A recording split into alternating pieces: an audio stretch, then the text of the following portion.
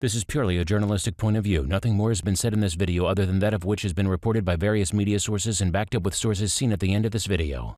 Vince McMahon has always been a fan of larger-than-life wrestlers, as represented by main eventers like Hulk Hogan and the Ultimate Warrior in the past, up through contemporary muscleheads such as Brock Lesnar, Roman Reigns and Jinder Mahal.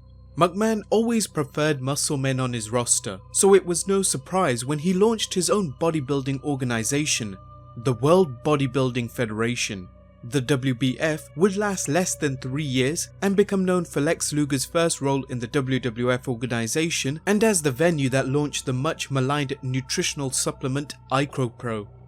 Join us now as Behind the Titantron looks at the WBF, where bigger wasn't always better.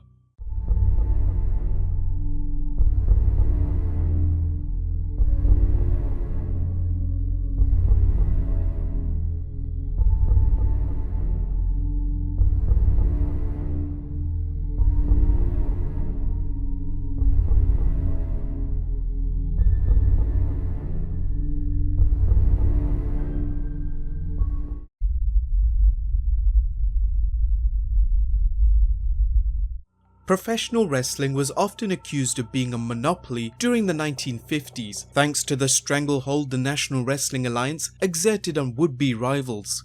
Such was the world of bodybuilding competition from the 1960s forward, when an organization named the International Federation of Bodybuilders rose to prominence over its rival, the Amateur Athletic Union. In his book, Wrestling Babylon, Irv Muchnick described the rise of Canadian brothers Joe and Ben Weider. The bodybuilding world has its own history, older than the WWF's, and its McMahonish control-freak impresario, Joe Weider. Weider, the son of a Jewish pants presser who emigrated from Poland to Montreal, has been in the muscle business since 1942, when at the age of 19, he started mimeographing and circulating a newsletter called Your Physique. Along with his brother Ben, with whom he co-founded the International Federation of Bodybuilders, the IFBB, in 1946. The Weiders capitalized on bodybuilding's burgeoning popularity during the 1950s and 1960s, running a line of magazines and nutrition supplements for athletes, particularly those with aspirations of entering bodybuilding. Over time, the Weiders organization became the elite organization, hosting its annual Mr. Olympia contests. The 1970s was seen as the golden age of bodybuilding, with larger-than-life competitors like Arnold Schwarzenegger and Lee Haney. Rumors swirled that the competitions might be as worked as wrestling. According to Irv Muchnick's article Pimping Iron, Joe Weider practically admitted as much in 1970 when associates asked him why Schwarzenegger had won the year's Mr. Olympia title when Sergio Oliva, a black Cuban, clearly had the better physique. Joe smiled and said, "I put Sergio on the cover. I sell X magazines. I put Arnold on the cover. I sell 3 times the magazines."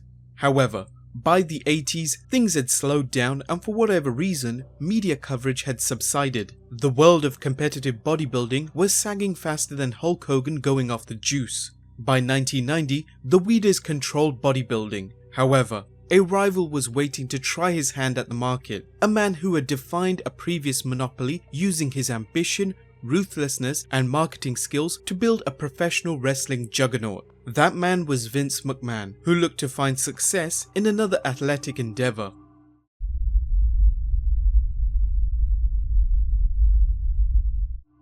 As detailed in the article The Curious Case of the World Bodybuilding Federation, 1990 was an important year for Vince McMahon, who officially opened Titan Towers in Connecticut. The towers were a state-of-the-art television facility, costing over $9 million, with production facilities comparable to anyone else in the business. The ribbon cutting was accompanied by the news that McMahon was henceforth president of Titan Sports Inc., a new business entity primarily concerned with wrestling but with an eye for new opportunities. In 1990, Vince McMahon announced he was starting his own bodybuilding magazine, Bodybuilding Lifestyles. Given McMahon's dabbling in other areas such as music and film, a bodybuilding magazine didn't seem like a stretch, particularly given the WWF's roster of muscle men. He also announced the launch of his own nutritional supplement line, the Integrated Conditioning Program, or ICOPRO. Reportedly, Joe Weider was skeptical of Vince McMahon's efforts. McMahon brought in the 1980s bodybuilding great Tom Platz as the consultant and talent scout for bodybuilding lifestyles. Platz had competed in a number of Mr. Olympia contests, and while he never reached higher than 3rd place, he was famous for his leg development, which earned him the nickname the Quad Father. Platz would soon help McMahon launch a surprise attack on the IFBB. On the 15th September 1990, the IFBB held a 26 Mr. Olympia contest at the Erie Crown Theatre in Chicago, Illinois. McMahon had secured a booth at the event for his bodybuilding magazine, and he and Platz were on hand, shaking hands and signing autographs. The competition was surprisingly uneventful, until rumours swirled McMahon was going to make a bold announcement about bodybuilding. Platz would be the one making the announcement. "I have a very important announcement to make. We at Titan Sports are proud to announce the formation of the World Bodybuilding Federation, and we're going to kick the IFBB's ass." Platz's announcement was followed by a bevy of beauties with sashes bearing the WBF logo, who handed out literature on the new bodybuilding league.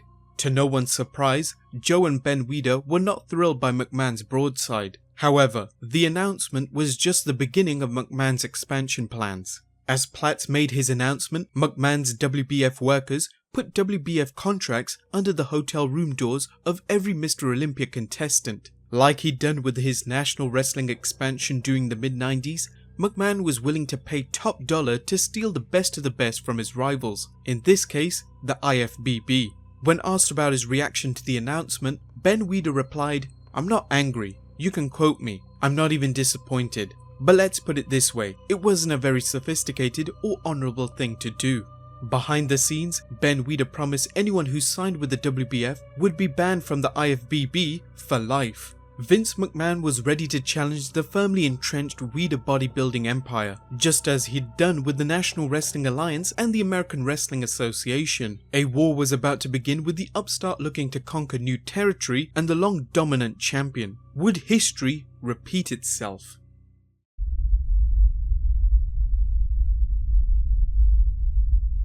Vince McMahon knew the allure of big money when it came to signing a rival's top stars. Just as he'd done in signing away with the creme de la creme of the AWA and NWA during the 1980s, McMahon did so when he signed away some of the WBF's top stars, promising salaries of $100,000 and more a year. This was a considerable pay boost, as the winner of the 1990s Mr. Olympia event brought in $70,000 in prize money. According to the article, The Rise and Fall of the World Bodybuilding Federation, throughout the fall and winter, potential WBF candidates were flown first class to Titan Sports Connecticut headquarters and given VIP treatment. Speculation ran wild as to who the WBF would sign. It didn't take long before McMahon had his talent lined up, and during a press conference at New York's Plaza Hotel, McMahon unveiled his 13 WBF muscle men. They were Aaron Baker, Mike Quinn, Troy Zuccolotto, Danny Padilla, Tony Pearson, Jim Quinn, Barry Demi, Eddie Robinson, Mike Christian, Vince Comfort, David Death, Johnny Morant, and Gary Stridham. Just as McMahon called his WWF grapplers superstars instead of wrestlers, he dubbed the WBF bodybuilders body stars. But this would be but one of many changes in McMahon's vision of a new bodybuilding world. McMahon chose a man who met his vision of what the WBF would be, just as he'd done in signing Hulk Hogan to lead his wrestling empire to victory. Gary Stridham was signed for a reported $400,000 a year, compared to the IFBB where $50,000 was the peak annual salary. Stridham was a charismatic and talented bodybuilder who boasted a number of title wins in the IFBB during the 1980s. Signing the South African native was a coup for McMahon and his fledgling company. It was also announced the WBF would hold its first event on the 15th June 1991 in the Trump Taj Mahal in Atlantic City. The event would be held on pay-per-view and crown the first ever WBF champion.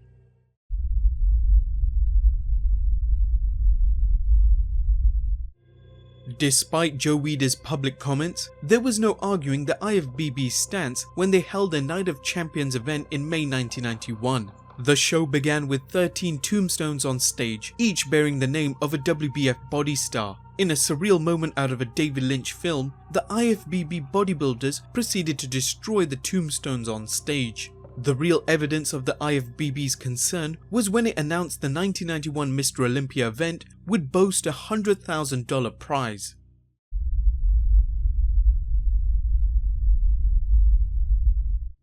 Vince McMahon had a dream for revolutionizing the world of bodybuilding competition. In addition to dubbing his competitors body stars, he devised characters for each of the competitors. For example, ditching his glasses for a black hood, Johnny Morant became the Executioner. Troy Zuccolado employed a surfer gimmick and went as California personified. No longer just Aaron Baker, Dark Angel donned a glittery red cape with a pointed collar. The WBF also had a relaxed policy towards the use of anabolic steroids and performance-enhancing drugs. The bodybuilding industry had come under scrutiny with allegations that the bigger-than-life bodies were made possible by an assist from a pharmacy rather than Mother Nature. Reportedly, the Weider brothers were working to make bodybuilding an Olympic sport. That would prove easier if there were no allegations of better bodies through chemistry. Vince McMahon, on the other hand, seemed to have no qualms about how his wrestlers got big, much less his body stars. With no drug testing in the WBF, the company's competitors had many tools to work. Over time, however, the policy proved problematic to the WBF and Vince McMahon in general. Although Tom Platz had stated there would be no overlap between the WBF and WWF, Vince McMahon saw no good reason why he shouldn't use his WWF superstars to plug both the WBF and its nutrition supplement IcoPro. Randy Macho Man Savage and Miss Elizabeth were scheduled to appear at the first WBF pay-per-view, while the Ultimate Warrior plugged the WBF in a hype video. Vince McMahon's World Bodybuilding Federation had grabbed the attention of the bodybuilding world, signing some of its biggest stars to unheard of big money contracts. With the WBF's first competition on the horizon, the bodybuilding world was anxious to see whether McMahon could succeed in the world of competitive bodybuilding, just as he had in wrestling. However, unknown to McMahon, his would-be bodybuilding empire had already reached its zenith, and it was in for a fast road to the bottom. But guys, you will have to find out how the WBF failed in part 2, and we promise it won't be long until we release it. So if you enjoyed the episode, please leave a like below, share this to as many people as possible, subscribe if you haven't already, and I'll see you next time with some more wrestling content.